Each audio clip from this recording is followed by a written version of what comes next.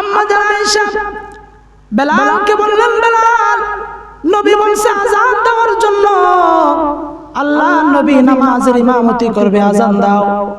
হযরতে বেলাল মায়ার কণ্ঠে আযান দিলেন, আনন্দ নিয়ে আযান দিলেন। আজকে নবী ইমামতি করবে, এতদিন পর্যন্ত নবীর পিছনে নামাজ পড়তে পারি নাই, মনে হয় নবী অসুস্থ হয়ে গেছে, আজকের পর থেকে নবী নিয়মিত নামাজের ইমামতি করবে।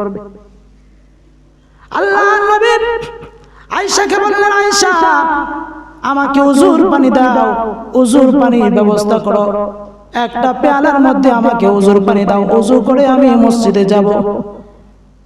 আম্মা জান আয়েশা নবীকে উজুর পানির ব্যবস্থা করে দিলেন। আল্লাহর নবী উজু করলেন, উজু করে মসজিদে যাওয়ার জন্য রওনা দিছে। উজু করে যখন মসজিদে যাওয়ার জন্য রওনা দিছে, মসজিদে যাওয়ার জন্য নবী প্রস্তুত হয়ে গেছে। যখন নবী দাঁড়াইছে, একটু কদম যখন সামনে বাড়াইছে, ওই মাত্র মাথা ঘুরায় আবার নবী পড়ে গেছে, বেহুশ হয়ে গেছে। আলহামদুলিল্লাহি ওয়া কাফা ওয়া সালামুন আলা ইবাদিহিল্লাযীনা ইসতাফা। أما بعد فأعوذ بالله من الشيطان الرجيم. بسم الله الرحمن الرحيم. أتل ما أوحي إليك من الكتاب وأقم الصلاة إن الصلاة تنهى عن الفحشاء والمنكر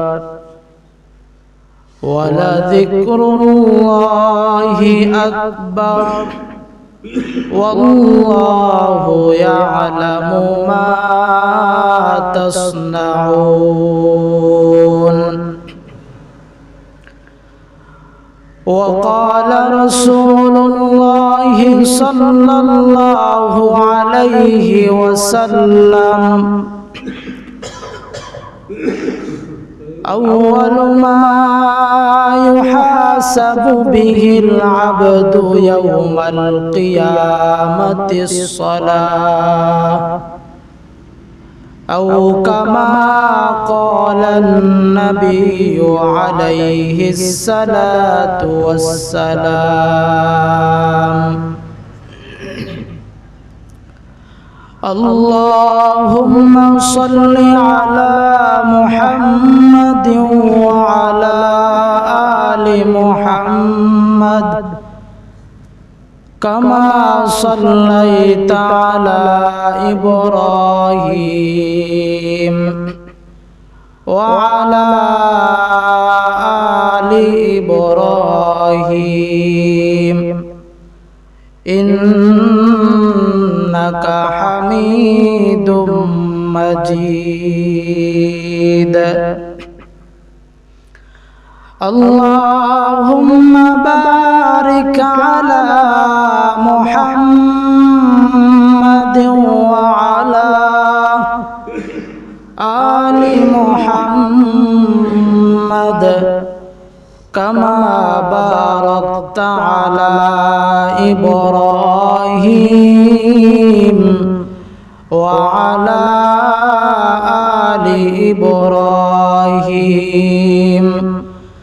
إنك حميد مجيد.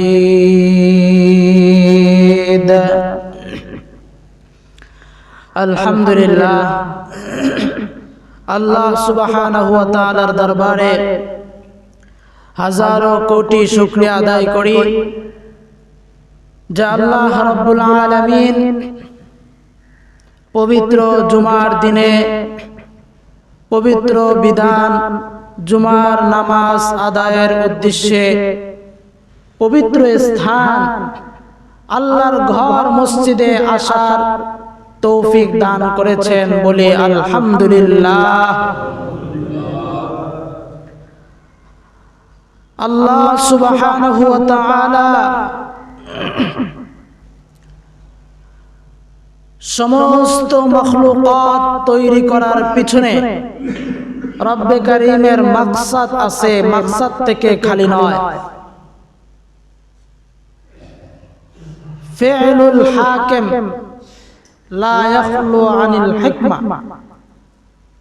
হাকিম জ্ঞানী ব্যক্তিদের কাজ হিকমত থেকে, জ্ঞান থেকে, কোনো মাকসাদ থেকে খালি নয়। আর সমস্ত জ্ঞানের জ্ঞানী ভান্ডার যিনি মহান রব, ওনার কাজ, ওনার সৃষ্টি অবশ্যই কোনো না কোনো হিকমত আছে, কোনো হিকমত থেকে খালি হতে পারে। একজন বুজুর্গ, যে বুজুর্গ একদিন যাইতে যাইতে হাজাত সারার জন্য হাজতখানায় ঢুকছে, সেখানে কিছু পোকামাকড়, আল্লাহর কিছু ক্ষুদ্র মাখলুক সেখানে বিচরণ করে হাম্মামখানায়। ওই মাখলুকগুলা দেখে সে মনে করছে, মনে মনে এমনি আসছে সাধারণভাবে, যে এগুলো আল্লাহ সৃষ্টি করছে, এগুলোর কাজ কি? কোরআনে কারীমের মধ্যে আল্লাহ তাআলা বলছেন, যত মাখলুকাত আমি আল্লাহ তৈরি করেছি সব তোমাদের কল্যাণের জন্য, তোমাদের উপকারের জন্য, মানুষের উপকারের জন্য। এই পোকামাকড় গুলা, হাম্মাম খানায় যে পোকাগুলো আছে, এগুলো আবার আমাদের কি উপকারে আসবে? এগুলো তো এখানেই থাকে। গরু, ছাগল, মহিষ, অন্যান্য প্রাণীগুলো তো বুঝে আসে যেগুলো আমাদের উপকারে আসে, কিন্তু এই মাখলুকগুলোকে আল্লাহ আমাদের উপকারে সৃষ্টি করলেন কেমনে বুঝে আসে? এমনি স্বাভাবিকভাবে দিলের ভিতরে একটু আসছে। আল্লাহ তাআলা ওই বুজুর্গকে বুঝায় দিয়েছে যে আমি আল্লাহ কোরআনে যে বলছি এটা আসলে সত্য, বাস্তব। ওই বুজুর্গের এমন একটা চেহারার মধ্যে এমন একটা গোটা হয়েছে, এমন একটা রোগ হয়েছে, যে গোটা বা যে রোগের কারণে উনি অনেক দিন যাবত কষ্ট করতেছে, কোনো চিকিৎসায় কাজ হয় না। এক পর্যায়ে একজন হাকিমের সাথে দেখা হয়, তখন ওই হাকিম তাকে বলে, আমার কাছে চিকিৎসা আছে, অতি সহজ, বেশি কঠিন না। বলে আমি এত ডাক্তার দেখাইলাম, এত খরচ করলাম, আমাকে এটা কেউ ঔষধ, উপযুক্ত ঔষধ আমাকে দিতে পারে নাই, আর তুমি বলতেছো একদম সহজ? বলতেছে হ্যাঁ। সে একটা ঔষধ তৈরি করে ওই বুজুর্গকে দিছে চেহারায় লাগাবার জন্য। আলহামদুলিল্লাহ, কয়েকদিন ব্যবহার করার পরে ওই বুজুর্গের ওই চেহারা রোগটা ভালো হয়ে গেছে। এইবার বুজুর্গের মনের ভিতরে কৌতূহল, এত ডাক্তার দেখাইলাম, এত কিছু করলাম, কোথাও ভালো হলো না, আর ক্ষুদ্র একজন হাকিম, কবিরাজ, সে এমন কি ওষুধ বানায় দিল যেটার কারণে আমার ভালো হয়ে গেল। তার কাছে গিয়ে জিজ্ঞেস করছে, তুমি এই ওষুধটা কোথায় পেলে বা কি দিয়ে তৈরি করছো? বলে আমি এই ওষুধটা দুনিয়ার দামি নামি দামি কোনো কারখানা, কোম্পানি থেকে আমদানি করি নাই। এই ওষুধটা আমি আমার কবিরাজি বিদ্যা দিয়া ওই যে টয়লেটের বাথরুমের মধ্যে যে পোকাগুলো থাকে, ক্ষুদ্র পোকা, ওগুলোকে সংরক্ষণ করে, প্রসেসিং করে, ওগুলোর মাধ্যমে আমি একটা ঔষধ তৈরি করি, এটার দ্বারা এই ঔষধটা বানাই। সুবহানাল্লাহ।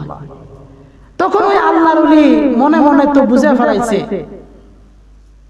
সাথে সাথে আল্লাহর দিকে মোতাবাজ্জ হয়ে বলতেছে, আল্লাহ আমার আর বুঝার বাকি নাই, যা বুঝার আমি বুঝে ফেলেছি। সুবহানাল্লাহ। সুতরাং আল্লাহ সুবহানাহু ওয়া তাআলা এই পৃথিবীর মধ্যে কোন মাখলুক অনর্থক বা মাকসাদবিহীন বানান নাই। তাহলে সেরা মাখলুক হলো মানুষ, মানুষকে আল্লাহ তাআলা নিশ্চয়ই উদ্দেশ্য নিয়ে বানাইছে, অন্যগুলো যেমন উদ্দেশ্য আছে, তাহলে সেরা মাখলুক মানুষ, মানুষকেও আল্লাহ তাআলা উদ্দেশ্য নিয়ে আল্লাহ তাআলা তৈরি করছে। একটা মাকসাদ আছে। মাকসাদ কি? মাকসাদটা আল্লাহ কোরআনে বলছে, ওয়ামা খালাকাতুল জিন্না ওয়াল ইনসা ইল্লা ওয়ামা খালাকাতুল জিন্না ওয়াল ইনসা ইল্লা লিয়াবুদুন। মানুষকে আমি আল্লাহ তৈরি করছি আমার ইবাদত বندگی করার জন্য, আমার ডাকার জন্য। তারা আমার তাসবিহ আদায় করবে, আমার প্রশংসা করবে, আমার কুদরতি পায়ে তারা সিজদা দিবে। এই জন্য আমি মানুষ বানাইছি, মানুষ তৈরি করছি। মানুষের মূল ইবাদত হলো নামাজ। ইবাদতের মধ্যে মূল ইবাদতের নাম কি? নামাজ। মূল এক নাম্বার ইবাদতের নাম হলো নামাজ, যেই নামাজের মাধ্যমে খালেক ও মাখলুকের মাঝখানে গভীর সম্পর্ক সৃষ্টি হয়।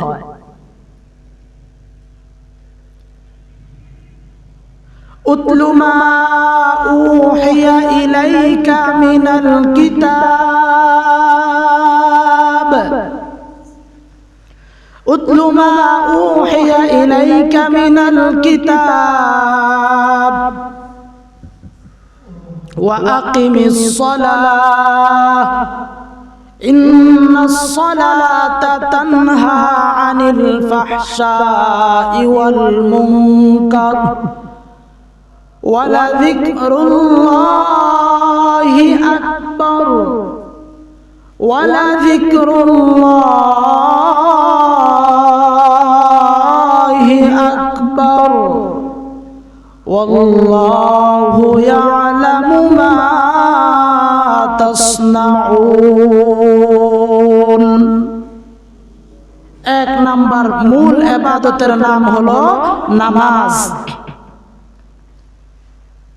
কিয়ামতের ময়দানে আল্লাহর কাছে প্রত্যেকটা জিনিসের হিসাব হবে, প্রত্যেকটা বিষয়ের হিসাব আল্লাহ তাআলা বান্দার কাছ থেকে নেবেন।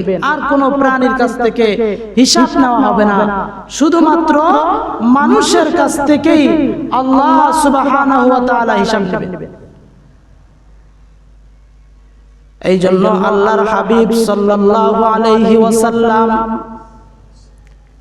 হিসাবটা যেন আমাদের সহজ হয়, পরকালে হিসাবটা যেন আমাদের সহজ হয়, এই জন্য আল্লাহর নবী দোয়া শিখিয়ে গেছেন, আমাদেরকে দোয়া শিখাইছেন, আল্লাহুম্মা হাসিবনি হিসাবান ইয়াসীরা,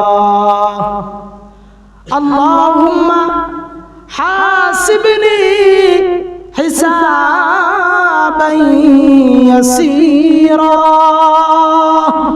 পড়ি আমার সাথে, আল্লাহুম্মা হাসিবনি হিসাবান ইয়াসীরা। ওগো আল্লাহ, আপনি আমার হিসাবটাকে সহজ করে, কত সুন্দর, ওগো আল্লাহ আপনি আমার হিসাবটাকে সহজ করে, পরকালে যেন আমার হিসাবটা সহজ হয়। সাহাবায়ে কেরাম জিজ্ঞেস করলেন, ইয়া রাসূলুল্লাহ, ইয়া হাবিবাল্লাহ, ও আল্লাহর পয়গম্বর, সহজ হিসাব মানে কি? সহজ হিসাব বলতে কি বোঝায়?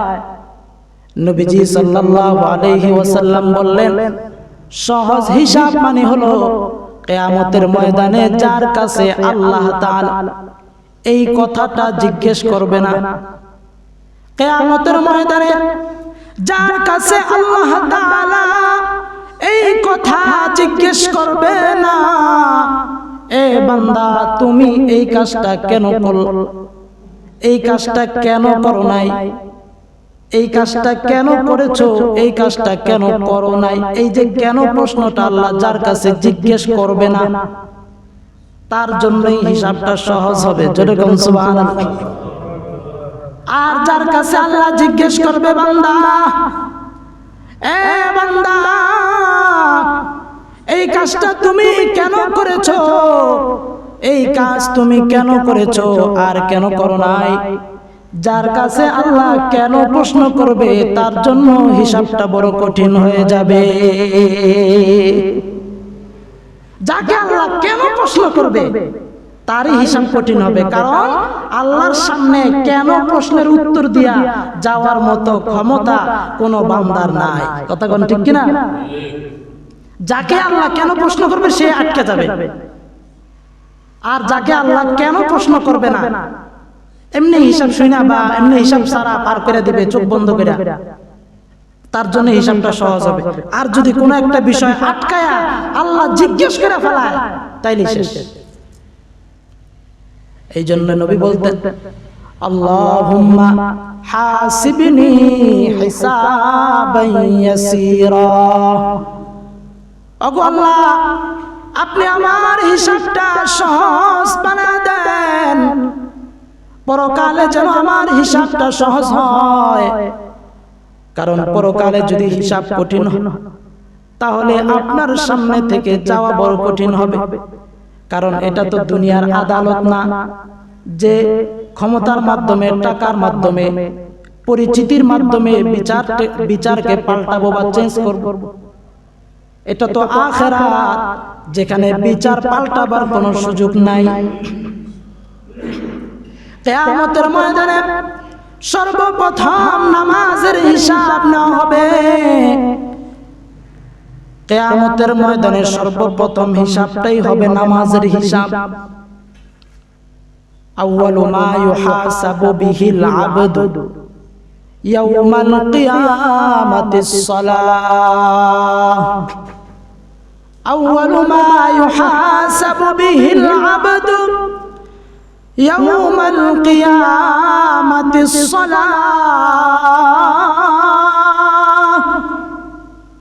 আল্লাহ নবী সরকার পয়গম্বর আরবি সাল্লাল্লাহু আলাইহি ওয়াসাল্লাম বলেন, কিয়ামতের ময়দানে সর্বপ্রথম নামাজের হিসাব নেওয়া হবে। নামাজের হিসাবটাই সর্বপ্রথম চাওয়া হবে। যদি নামাজের হিসাবটা সুন্দর হয়, নামাজের হিসাব যদি সুন্দর করে আদায় করতে পারে, নামাজের হিসাব যদি ঠিক মতো বান্দা দিতে পারে, তার জন্য বাকি হিসাবগুলো বড় সহজ হয়ে যাবে। আর যদি নামাজের হিসাবটা কঠিন হয়, নামাজের হিসাব যদি তার কঠিন হয়ে যায়, তার জন্য বাকি হিসাবগুলো কঠিন হবে। নামাজের হিসাব যদি কঠিন হয় তাহলে বাকি হিসাবগুলো কঠিন হয়ে যায়। আল্লাহ ফেরেশতাকে বলবেন, ফেরেশতারা জিজ্ঞেস করবে, বান্দা ফজরের নামাজ পড়ছে কিনা, বান্দা যোহরের নামাজ আদায় করছে কিনা, বান্দা আসরের নামাজ আদায় করছে কিনা, বান্দা ইশারের নামাজ আদায় করছে, বান্দা 5 ওয়াক্ত ফরজ নামাজ ঠিক মতে পড়ছে কিনা জিজ্ঞেস করো। ফরজ নামাজের হিসাবগুলো আগে নেওয়া হবে। ফরজ নামাজের হিসাবের মধ্যে যদি ঘাটতি হয়, ফরজ নামাজের হিসাবের মধ্যে যদি ঘাটতি হয়ে যায়, তখন ফেরেশতারা আল্লাহর কাছে বলবে, আল্লাহ, ওগো আল্লাহ, আপনার বান্দার ফরজ নামাজের হিসাবগুলো ঠিক নাই, ফরজ নামাজের হিসাবগুলো আপনার বান্দার ঠিক নাই।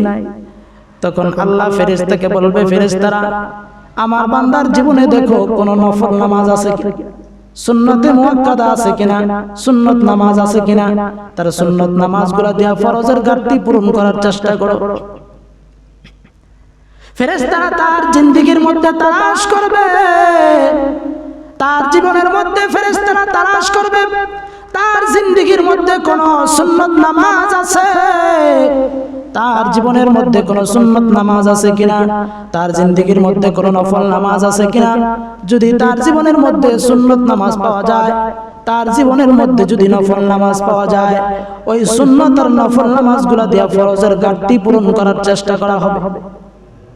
আর যদি বান্দার জীবনের মধ্যে কোনো সুন্নত নামাজ নাই, কোনো নফল নামাজ নাই, বান্দার পুরো জিন্দেগীর মধ্যে ফরজ নামাজ ঠিকমতো আদায় করে নাই, সুন্নত আসবে কোত্থেকে, নফল আসবে কোত্থেকে, ফরজ নামাজই তো ঠিকমতো পড়ে নাই, এক ওয়াক্ত পড়লে আরেক ওয়াক্ত পড়ে নাই, জোহরের নামাজ পড়লে আসরের নামাজ পড়ে নাই, মাগরিবের নামাজ পড়লে এশারের নামাজ পড়ে নাই, ফজরের নামাজ পড়লে পরের দিন আসরের নামাজ পড়ে নাই, জুমার নামাজটাও পড়ে।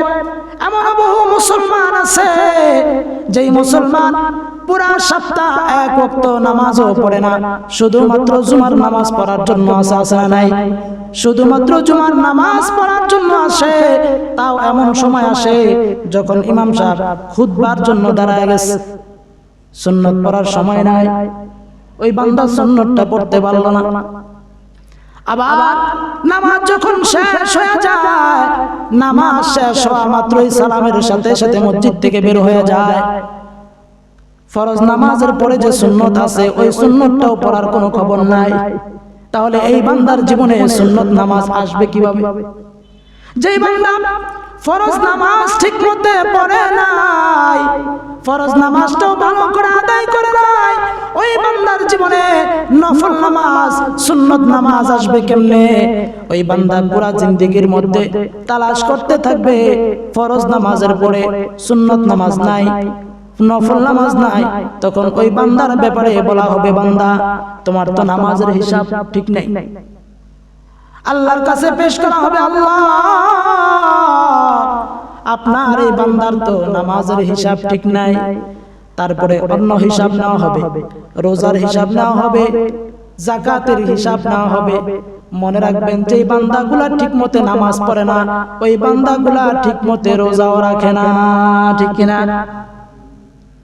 কথাটা মিলে দেখে। হ্যাঁ, কিছু আছে যারা ঠিকমতো নামাজ পড়ে না, এরা ঠিকমতো রোজাটাও রাখতে পারে না, কারণ মূল হলো নামাজ। কোরআনে কারীমের মধ্যে আল্লাহ বলছেন, নামাজই সমস্ত অন্যায় কাজ থেকে বাঁচায়, সমস্ত অন্যায় কাজ থেকে মানুষকে ফিরায় রাখে, অন্যায় অশ্লীল কর্ম থেকে নামাজ মানুষকে বাধা দেয়, অন্যান্য বড় বড় গুনাহ থেকে নামাজ মানুষকে বাধা দেয়। যদি তার নামাজ ঠিক না থাকে, তাহলে অন্য বড় বড় পাপ থেকে সে বাঁচবে কিভাবে? নামাজের কত ইহতিমাম! যে রাসূলের জিন্দেগীর মধ্যে কোনো গুনাহ নাই, যে হাবিবের পুরা জীবনের মধ্যে কোনো অপরাধ নাই, কোনো গুনাহ ছিল না, ওই নবীজি নামাজের কত গুরুত্ব দিয়েছেন, নামাজের কত ইহতিমাম করছেন।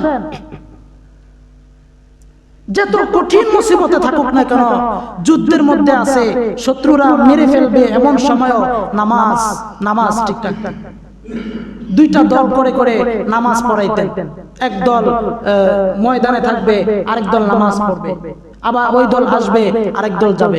যুদ্ধের ময়দানও মরার টাইমও নামাজ নাই, নামাজ মিস নাই। অসুস্থ হয়ে বিছনায় পড়ে আছে, এমন সময়ও নামাজ মিস নাই। নামাজের মধ্যে তারা এমন মজা পাইতেন, হযরত আলী রাদিয়াল্লাহু তাআলা আনহুর মাথার মধ্যে বিশাল একটা হেলমেটের লোহা ভাঙিয়া ভিতরে ঢুকে গেছে। তখন ওই সময়কার এরকম অত্যাধুনিক অস্ত্র ছিল না, এরকম অত্যাধুনিক মেশিন ছিল না যার মাধ্যমে অপারেশন করে মাথার থেকে সেই রক্তটা বের করবে, সেই অস্ত্রটা বের করবে, লোহাটা বের করবে। ধরতে গেলেই ব্যথা পাওয়া যায়, কেউ এটা বের করতে পারে না। তখন একজনের পরামর্শ দিলেন, এটা বের করার একটা সহজ উপায় আছে। যখন হযরত আলী রাদিয়াল্লাহু তাআলা আনহু নামাজে যখন দাঁড়াবে, তখন ওনার মাথা থেকে এটা বের করা যাবে। হযরত আলী রাদিয়াল্লাহু তাআলা আনহু যখন নামাজে দাঁড়াইছেন, আত্তাহিয়াতু সূরাতে বসে বসে যখন নামাজের মধ্যে আত্তাহিয়াতু করতেছেন, ওই সময় কয়েকজন সাথী আইসা তার এই মাথা থেকে ওই লোহার টুকরাটা খুলে ফেলছে। খুলতে গিয়ে কয়েকজনের দাঁত ভেঙে গেছে। অবশেষে দুই তিনজন মিলে অনেক কষ্ট করে সেটা বের করছে। পরে হযরত আলীকে জিজ্ঞেস করা হলো, হযরত আলী রাদিয়াল্লাহু তাআলা আনহু এই যে লোহার টুকরাটা বের করছে, কোন দিকে বের করলো, কোন দিকে তারা ধরলো? হযরত আলী রাদিয়াল্লাহু তাআলা বিন্দু পরিমাণ টেরও পায় নাই। কেমন তাদের নামাজের মধ্যে কেমন মনোযোগ এবং নামাজের মধ্যে কি মজা তারা পাইছে, কি মজা তারা পাইছেন। তারা নামাজ ছাড়বেন কেমনে? নামাজের মধ্যে তো আল্লাহর সাথে কথা হয়, আল্লাহর সাথে দেখা হয়। যারা আসলে আল্লাহর বান্দা ইখলাস নিয়ে নামাজ পড়ে তারা আসলে দেখে আল্লাহকে, আসলে আল্লাহকে দেখে, আল্লাহর সাথে কথা বলে। নবীজি অসুস্থ হয়ে শেষ সময় ওফাতের আগে নবীজি দীর্ঘ 1 সপ্তাহ পর্যন্ত অসুস্থ ছিলেন, জ্বরে আক্রান্ত ছিলেন, অসুস্থ ছিলেন। ওই যে বিষ খাওয়াইছিল রাসূলুল্লাহকে, কিছু একটা অংশ নবীর পেটে যাওয়ার কারণে ওইটার প্রতিক্রিয়া নবীজি শেষ জমানায় ভোগ করছেন, অসুস্থ হয়ে আছেন। উম্মুল মুমিনিন আম্মা জান আয়েশা সিদ্দিকা রাদিয়াল্লাহু তাআলা আনহা, আল্লাহর নবীর বিবি আয়েশা সিদ্দিকা রাদিয়াল্লাহু তাআলা আনহা নবীর কাছে বলতেছে, ইয়া রাসূলুল্লাহ, আপনার শরীর তো বেশি ভালো না। নবীজি তখন অন্যান্য বিবিদের ঘরে পালাক্রমে অন্যান্য বিবিদের ঘরে যাইতেছিলেন। যেই দিন যেই বিবিদের ঘরে যাওয়ার কথা ওই দিন ওই বিবিদের ঘরে থাকতেছেন, অথচ শরীর ভালো না। নবীকে ধরে ধরে অন্য বিবিদের ঘরে নিয়ে যাইতে হয়। অন্যান্য বিবিরা নবীর কাছে বলতেছে, ওগো আল্লাহর পয়গম্বর, আপনার শরীরটা বেশি ভালো না, আমরা আপনাকে আমাদের হকগুলা ছেড়ে দিছি, যার কাছে আপনি থাকতে পছন্দ করেন, যেই বিবি আপনার বেশি খেদমত করবে, যাকে আপনি বেশি পছন্দ করেন, তার কাছে আপনি বাকি দিনগুলা থাকতে পারেন, আমাদের কাছে আসতে হবে না। আম্মা জান আয়েশা সিদ্দিকা রাদিয়াল্লাহু তাআলা আনহা আল্লাহর নবীর অনেক খেদমত করতেন। নবীজি আয়েশা সিদ্দিকাকে অনেক ভালোবাসতেন, মহব্বত করতেন। নবী সাল্লাল্লাহু আলাইহি ওয়াসাল্লাম বিবিদেরকে বললেন, আমাকে আয়েশা সিদ্দিকার ঘরে নিয়ে যাও, আমি এই সময়টা আমার বিবি আয়েশা সিদ্দিকার কাছে কাটাইতে চাই। আল্লাহর নবী সরকার আম্মা জান আয়েশা সিদ্দিকার হুজরা মুবারকের মধ্যে নবীজি অসুস্থ কাল সময়টা পার করতেছে, মাথায় ব্যথা, শরীরে প্রচন্ড জ্বর। নবীজি উঠা দাঁড়ায়া নিজের পায়ে হাঁটতে পারে না। দুইজন সাহাবীর কাঁধে ভর দিয়া নবীজি হাঁটে। একদিন এশারের নামাজের সময় হয়ে গেছে, এশারের নামাজের সময় হয়ে গেছে। আল্লাহর পয়গম্বর আয়েশা সিদ্দিকার কাছে জিজ্ঞেস করতেছে, ও আয়েশা, আমার সাহাবীরা কি এশারের নামাজ আদায় করছে নাকি? আল্লাহর নবী বলতেছে, আয়েশা, আমার শরীরটা এখন একটু ভালো মনে হয়, আমার কাছে এখন একটু ভালো লাগতেছে, আমার শরীরটা এখন একটু সুস্থ সুস্থ মনে হয়, আমার মন চাইতেছে মসজিদে গিয়া সাহাবীদেরকে নিয়ে একসাথে নামাজ আদায় করি। দীর্ঘ কয়েকদিন পর্যন্ত মসজিদে গিয়া নামাজ পড়তে পারি না অসুস্থতার কারণে। ঘরে নামাজ পড়তে মজা লাগে না, সাহাবীদেরকে ছাড়া একা একা নামাজ পড়তে ভালো লাগে না। আল্লাহর নবী বললেন, আয়েশা, ও আয়েশা, আমার সাহাবীরা কি এশারের নামাজ আদায় করছে? আমার সাহাবীরা কি এশারের নামাজ শেষ করে ফেলেছে নাকি? আমাকে একটু জানাও। আম্মা জান আয়েশা রাদিয়াল্লাহু তাআলা আনহা নবীকে বললেন, ইয়া রাসূলুল্লাহ, ইয়া হাবিবাল্লাহ, আপনার সাহাবীরা এখনো পর্যন্ত এশারের নামাজ পড়ে নাই, সবাই আপনার অপেক্ষায় আছে কখন আপনি যাবেন। আপনি তাদের ইমামতি করবেন, তারা আপনার পেছনে নামাজ আদায় করবে। ওগো সরকার, কখন আপনি যাবেন মসজিদে, আপনার পিছনে তারা নামাজ আদায় করবে, এখনো পর্যন্ত তারা নামাজ পড়ে নাই। আল্লাহ নবী বললেন, আয়েশা বেলালকে বলো আযান দেওয়ার জন্য, আমি নবী মসজিদে নববীতে গিয়া নামাজ আদায় করব, সাহাবায়ে কেরামদেরকে নিয়ে ইমামতি করব। আম্মা জান আয়েশা বেলালকে বললেন, বেলাল নবী বলছে আযান দেওয়ার জন্য, আল্লাহ নবী নামাজের ইমামতি করবে, আযান দাও। হযরতে বেলাল মায়ার কণ্ঠে আযান দিলেন, আনন্দ নিয়ে আযান দিলেন। আজকে নবী ইমামতি করবে, এতদিন পর্যন্ত নবীর পিছনে নামাজ পড়তে পারি নাই, মনে হয় নবী অসুস্থ হয়ে গেছে, আজকের পর থেকে নবী নিয়মিত নামাজের ইমামতি করবে। আল্লাহ নবী আয়েশাকে বললেন, আয়েশা আমাকে উজুর পানি দাও, উজুর পানির ব্যবস্থা করো, একটা পেয়ালার মধ্যে আমাকে উজুর পানি দাও, উজু করে আমি মসজিদে যাব। আম্মা জান আয়েশা নবীকে উজুর পানির ব্যবস্থা করে দিলেন। আল্লাহর নবী উজু করলেন, উজু করে মসজিদে যাওয়ার জন্য রওনা দিছে।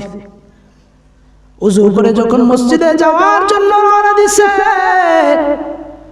মসজিদে যাওয়ার জন্য নবী প্রস্তুত হয়ে গেছে। যখন নবী দাঁড়াইছে, একটু কদম যখন সামনে বাড়াইছে, ওই মাত্র মাথা ঘুরায় আবার নবী পড়ে গেছে, বেহুশ হয়ে গেছে। আল্লাহ নবী বেহুশ হয়ে পড়ে গেছে। হুশ যখন ফিরে আসছে, আবার আম্মা জান আয়েশাকে বলতেছে, আয়েশা আমার সাহাবীরা কি নামাজ পড়ে ফেলছে নাকি? সাহাবীরা কি এশারের নামাজ শেষ করে ফেলছে? আম্মা জান বলে, ইয়া রাসূলুল্লাহ এখনো পর্যন্ত নামাজ পড়ে নাই, আপনার অপেক্ষায় আছে। নবীজি আয়েশাকে বললেন, আয়েশা রে আমাকে আবার উজুর পানি দাও, কারণ কোন মানুষ যদি বেহুশ হয়ে যায় তার উজু ভেঙে যায়, বেহুশ হয়ে হুশে আসলে আবার নতুন উজু করতে হয়। আল্লাহর নবী আয়েশাকে বললেন, আয়েশা আমাকে উজুর পানি দাও, আমি আবার উজু করে মসজিদে যাই। আম্মা জান আয়েশা আল্লাহর নবীকে আবার উজুর পানির ব্যবস্থা করে দিলেন। নবীজি উজু করে আবার যখন মসজিদে যাওয়ার জন্য রওনা দিলেন, আবারও বেহুশ হয়ে পড়ে গেলেন, মসজিদে যাইতে পারলেন না। আবার যখন নবী হুশ ফিরে আসে, আবার নবী আম্মা জান আয়েশাকে বললেন, আয়েশা উজুর পানি দাও, আমি যেমনি হোক মসজিদে যা নামাজ আদায় করব। আম্মা জান আয়েশা উজুর পানির ব্যবস্থা করলেন, আর বললেন, নবীজি আপনি মনে হয় মসজিদে গিয়ে নামাজ পড়তে পারবেন না, আপনার শরীরটা বেশি ভালো না, বাসায় নামাজ পড়েন, মসজিদে সাহাবায়ে কেরাম নামাজ শেষ করে ফেলবে। আল্লাহর নবী বলে, আয়েশা গড়ে নামাজ পড়তে মজা লাগে না, একা একা নামাজ পড়তে ভালো লাগে না, আমার সাহাবীদেরকে নিয়ে ইমামতি করে নামাজ পড়তে যে মজা লাগে, গড়ে একা একা নামাজ পড়লে সেই মজা আমি পাই না। আম্মা জান আয়েশা রাসূলুল্লাহকে উজুর পানি দিলেন। আল্লাহর পয়গম্বর উজু করে আবার যখন মসজিদে নববীর দিকে রওনা দিয়েছেন, আবারও নবী বেহুশ হয়ে পড়ে গেছে। হাদিসের কিতাবের মধ্যে লেখে, আল্লাহর পয়গম্বর 3 বার উজু করলেন, 3 বার বেহুশ হয়ে পড়ে গেছে, মসজিদে নববীতে যাইতে পারলেন না। নবীজি আম্মা জান আয়েশাকে বলে, আয়েশা মনে হয় আমি মসজিদে যাইতে পারবো না। 3 বার উজু করার পরে আমি মসজিদে যাইতে পারলাম না, মসজিদে যাওয়ার পথে আমি বেহুশ হয়ে যাই। আমার মন বলতেছে আমি আর মসজিদে গিয়া নামাজ আদায় করতে পারবো না। তোমার বাবা আবু বকরকে বলো, আবু বকর যেন আমার ইমামতির মুসল্লায় দাঁড়া সাহাবায়ে কেরামদেরকে নিয়ে নামাজটা আদায় করে দেয়। আম্মা জান আয়েশা বলে, ইয়া রাসূলুল্লাহ আমার বাবা আবু বকর বড় নরম দিলের মানুষ, বড় নরম দিলের মানুষ, আপনার ইমামতির মুসল্লায় দাঁড়ায়া কান্নার কারণে নামাজ পড়াইতে পারবে না, কান্নার কারণে কোরআনে কারীমের তেলাওয়াত করতে পারবে না। আমার বাবা আবু বকর বড় নরম দিলের মানুষ, দয়া করে আবু বকর ছাড়া অন্য কাউকে আপনি বলেন না। আল্লাহর নবী তখন বললেন, আয়েশা না, আবু বকরকেই বলো আমার নামাজের ইমামতির মুসল্লায় দাঁড়া ইমামতি করার জন্য, কারণ আমার পরে আবু বকর ছাড়া উপযুক্ত আমি আর কাউকে দেখি না। আল্লাহর নবী আম্মা জান আয়েশাকে বললেন, আয়েশা আবু বকরকে বলো নামাজের ইমামতিটা যেন করায় দেয়। আম্মা জান আয়েশা হযরত আবু বকরকে বললেন, ও বাবা, নবীর শরীরটা ভালো না, আপনাকে বলছে ইমামতিটা করায় দেওয়ার জন্য। হযরত আবু বকর নামাজের ইমামতির মুসল্লায় দাঁড়ায় গেছে, ইমামতির মুসল্লায় দাঁড়ায় নামাজ পড়াইতেছে আর চোখের পানি ফেলায় কাঁদতেছে। হযরত আবু বকরের কান্না দেখা সমস্ত সাহাবীরা কান্নায় ভেঙে পড়ল। আর সমস্ত সাহাবীদের মনের ভিতরে ভয়, আর বুঝি নবীর পিছনে নামাজ আদায় করতে পারবো না, নবীর কণ্ঠে বুঝি আর কোরআনে কারীমের তেলাওয়াত শুনবো না, এই বুঝি নবীর পিছনে নামাজ পড়া শেষ হয়ে গেল। হযরত আবু বকর যেহেতু ইমামতির মুসল্লায় দাঁড়ায় গেছে, তার মানে নবী আর নামাজ পড়াইতে পারবে না, নবী দুনিয়া থেকে বিদায় হয়ে যাবে। ইমামতির মুসল্লায় যেহেতু আবু বকর, তাহলে নবীর পিছনে বুঝি নামাজ পড়া শেষ হয়ে গেল। যার উপরে কোরআন নাজিল হলো, তিনি যখন কোরআন তেলাওয়াত করতেন কত মজা লাগতো। 1400 বছর 1500 বছর পরে আয়েশা মক্কার ইমাম, মসজিদে নববীর ইমামরা যখন কোরআন শরীফ পড়ে কত মজা লাগে। আর যেই নবীর উপরে কোরআন নাজিল করা হয়েছে, ওই নবী যখন কোরআন তেলাওয়াত করতেন না জানি কতই না মজা লাগতো। সাহাবায়ে কেরাম মনের ভিতরে আফসোস, আরে আর বুঝি নবীর পিছনে নামাজ আদায় করা হবে না, নবীর কোরআন শরীফের তেলাওয়াত আর বুঝি শুনবো না। সাহাবায়ে কেরাম এমন ভাবে কান্নাকাটি করতেছে। হযরত আবু বকর কান্নার কারণে নামাজের তেলাওয়াত করতে পারে না, চোখ দিয়া বায়া বায়া পানি পড়তেছে, পানি পড়তে পড়তে যায় নামাজ ভিজা ফেলাইছে। আল্লাহর নবী আয়েশাকে বললেন, আয়েশা আমাকে একটু উঁচু করো, আমাকে একটু উঁচু করে জানালার কাছে নিয়ে একটু দাঁড় করায় দাও, আমি আমার সাহাবীদের নামাজের দৃশ্যটা একটু তাকায় তাকায় দেখি। আমাকে একটু জানালার কাছে নিয়ে দাঁড় করায় দাও, আমি আমার সাহাবীদের নামাজের দৃশ্যটা তাকায় তাকায় দেখব। আম্মা জান আয়েশা আল্লাহর নবীকে উঁচু করে জানালার কাছে দাঁড় করা দিছে। নবীজি জানালার কাছে দাঁড়ায়া দাঁড়ায়া সাহাবায়ে কেরামের নামাজের দৃশ্যটা দেখতেছে। সাহাবায়ে কেরাম নামাজ পড়তেছে, নবীজি তাকায় রয়েছে। যেহেতু মসজিদে নববীর সাথে নবীজির ঘর ছিল, আম্মা জান আয়েশা মুবারক, আম্মা জান আয়েশার হুজরা মুবারকটা মসজিদে নববীর সাথে লাগানো ছিল। যেই মাত্র আল্লাহ নবী জানালা উঠাইছে, সাহাবায়ে কেরাম মনে করছে নবী বুঝি ইমামতির জন্য বুঝি নবী আসবে। হযরত আবু বকর পিছনে আসতে লাগলেন। অন্য সাহাবীরা যেন মনে মনে ভাবতেছে নবী বুঝি ইমামতির জন্য আসবে, এই জন্য জানালার পর্দা উঠাইছে। একজন সাহাবী বর্ণনা করেন, নবীর চেহারার দিকে যখন তাকাইলাম, নবীকে দেখা মাত্র মনে হয় যেন কোরআনের পৃষ্ঠা যেন খুলে আসে। মন চাইতেছে নামাজ ছাইরা নবীর চেহারার দিকে তাকায় থাকতে। দীর্ঘ 1 সপ্তাহ পরে নবীর চেহারা দেখলাম। সাহাবী বলতেছে যেন মনে হয় নামাজ ছাইরা নবীর চেহারার দিকে তাকায় থাকি। আল্লাহর নবীর চেহারার দিকে তাকাইতে যেন কত মজা লাগে। নবীজি জানালার পর্দাটা সরায় নামাজের দৃশ্যটা দেখতেছে আর চোখের পানি ছেড়ে দিয়া কাঁদতেছে। আম্মা জান আয়েশা জিজ্ঞেস করে, ইয়া রাসূলুল্লাহ, ইয়া হাবিবাল্লাহ, চোখের পানি ছেড়ে দিয়ে আপনি কেন কান্দেন গো নবী? আল্লাহর নবী বলে, আয়েশা, আজকের দিনের কান্নাটা কেমন জানি আনন্দের কান্না। এই নামাজের জন্য আমি তায়েফের ময়দানে মার খাইছি, এই নামাজ প্রতিষ্ঠা করার জন্য উহুদের ময়দানে 2টা দাঁত আমি শহীদ করেছি। এই নামাজ প্রতিষ্ঠা করার জন্য কত কাফেরদের গালিগালাজ আমি শুনছি। কাবা শরীফের সামনে সিজদা অবস্থায় আমার ঘাড়ের উপরে আবু জাহেল উটের একটা ভারী বুড়ি আমার ঘাড়ের উপরে রাইখা দিছিল। কাফেররা কাবার চত্বরে নামাজ পড়তে দেয় নাই। আজকে আমার সাহাবীরা মসজিদে নববীর মধ্যে জামাতের সাথে কত সুন্দর করে নামাজ পড়তেছে। আল্লাহর কাছে আমি হাজিরা দিতে যাব, আল্লাহ যদি আমাকে জিজ্ঞেস করে, ও আমার পয়গম্বর, আপনি আপনার উম্মতদেরকে কোন অবস্থায় রেখে আসছেন?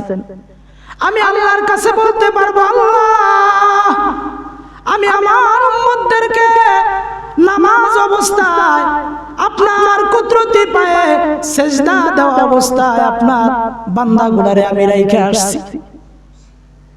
আমি যখন বিদায় হয়ে যাই, আপনার বান্দারা আপনার কুদরতি পায়ে সিজদা অবস্থায় ছিল। আর নবী মনে মনে তৃপ্তি লাভ করতেছেন, আমার সাহাবীরা আমি দুনিয়া থেকে যাওয়ার পরেও নামাজটা ঠিকমতো আদায় করবে। আজকে আমি নবী মসজিদে যাইতে পারি না, কত সুন্দর করে আমার সাহাবীরা নামাজ আদায় করতেছে।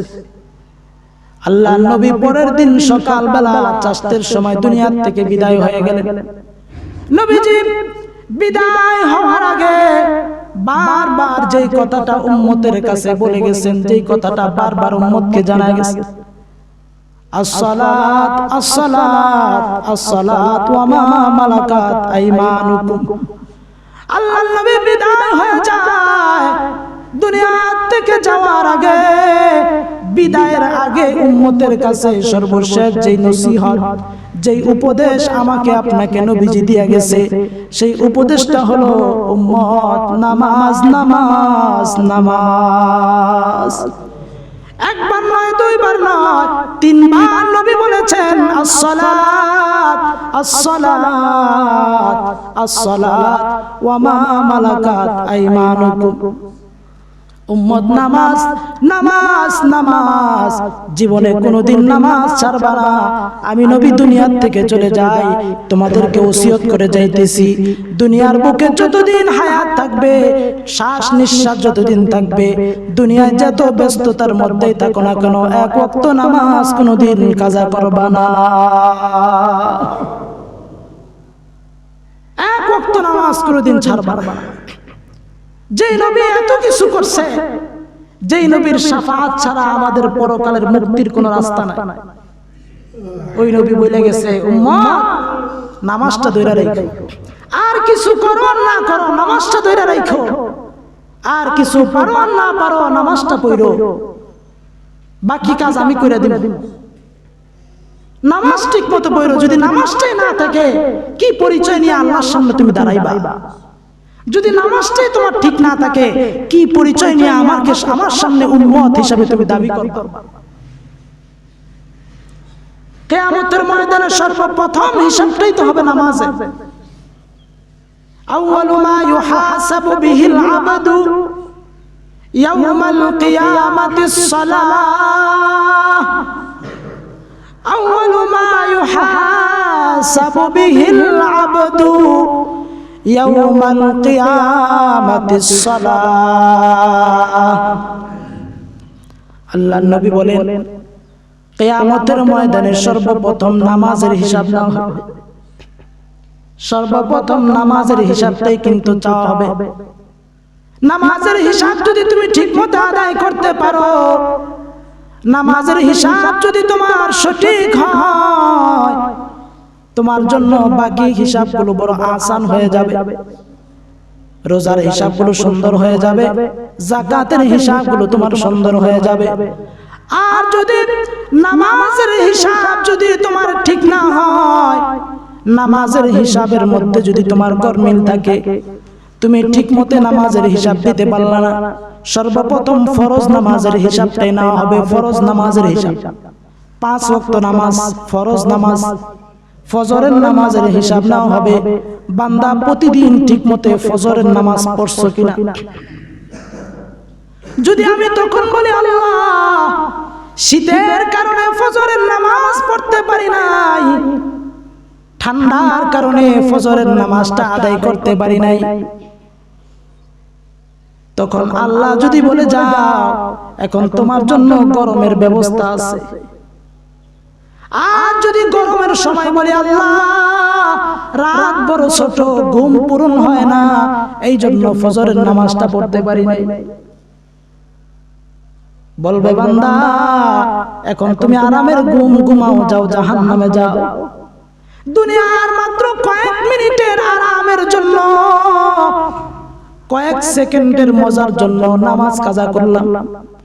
দুনিয়ার 2টা টাকা বেশি কামাইবার জন্য আসরের নামাজ কাজা করে দিছি, মাগরিবের নামাজ কাজা করে দিছি।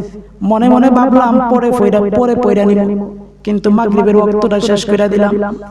বেড়াইতে গেছি শ্বশুর বাড়ি, যাওয়ার পথে নামাজ কাজা হয়ে যায়, গাড়ি থেকে নামার সুযোগ হয় না, গাড়ি থেকে নামলে আবার গাড়ি পাওয়া যাবে না, এই জন্য নামাজটা কাজা করলাম। অথচ ওই গাড়ি যদি সামনে অ্যাক্সিডেন্ট হয়, তোমার আমার জীবনটাই সেখানেই কিন্তু শেষ হয়ে যাবে। কিসের জন্য ভাই নামাজ কাজা করো? কিসের জন্য নামাজ কাজা করো রে ভাই? কয় মিনিট সময় তুমি আর আমি বাঁচায় দিলাম, নামাজ না পড়া কয় মিনিট সময় বাঁচাইলাম, কয়টা টাকা বেশি লাভ করলাম। যোগ বিয়োগ কইরা দেখো, নামাজ পড়লে তার চাইতে বেশি আল্লাহ বরকত দিবে। কথা কোন ঠিক কিনা? নামাজ পড়া দেখো, সুখ শান্তি আল্লাহ এর চেয়ে বেশি দিবে।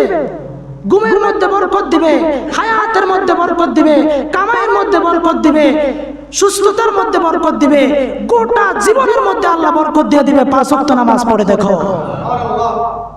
আর নামাজ ঠিক মতো পড়বা না, দেখবা টেনশন তোমার ছাড়ে না, রোগ অসুখ ছাড়ে না, বিপদ আপদ তোমার পিছেই লেগে আছে। নামাজ পড়ো, দিলের মধ্যে প্রশান্তি পাইবা। অসুস্থ হয়ে গেলেও দিলের মধ্যে শান্তি রাখবে, বিপদে পড়লেও দিলের মধ্যে শান্তি রাখবে যে আমি নামাজ পড়ি ঠিক মতো, আমি মুসল্লি, আমি 5 ওয়াক্ত নামাজ। এই জন্য ভাই জীবনের যত কিছু আমার ছুটে যাক না কেন, নামাজ যেন আমার না ছুটে, নামাজ যেন আমার না ছুটে। প্রতিজ্ঞা করতে রাজি আছি না ইনশাআল্লাহ? হাত উঠায় তওবা করেন আল্লাহর কাছে, আল্লাহ যত যা কিছু আমার যাক আমি নামাজ পড়বো ইনশাআল্লাহ। নতুন করে আবার কতবারই তো তওবা করলাম, নতুন করে আবারই তওবা করি। আজকে থেকে আমার লিস্টি শুরু, আমার জীবন শুরু। আজকে থেকে আমি 1 ওয়াক্ত নামাজ কাজা করব না। আজকে থেকে আবার নতুন করে শুরু করি। আগের গুলো আল্লাহ মাফ করবে। যতবার বান্দা তওবা করবে ততবার আল্লাহ বান্দাকে নিষ্পাপ বানায় দিবে। তবে তওবাটা খাঁটি হতে হবে। যদি তওবার অর্ধেক এরকম থাকে যে পারলে ফরমানাইলে নাই, তাহলে তো অর্ধেক হইলো, আর অর্ধেক বাকি আছে। পুরোপুরি তওবা করতে হবে যে আমার সবকিছু গেল, আমি নামাজ পড়ব।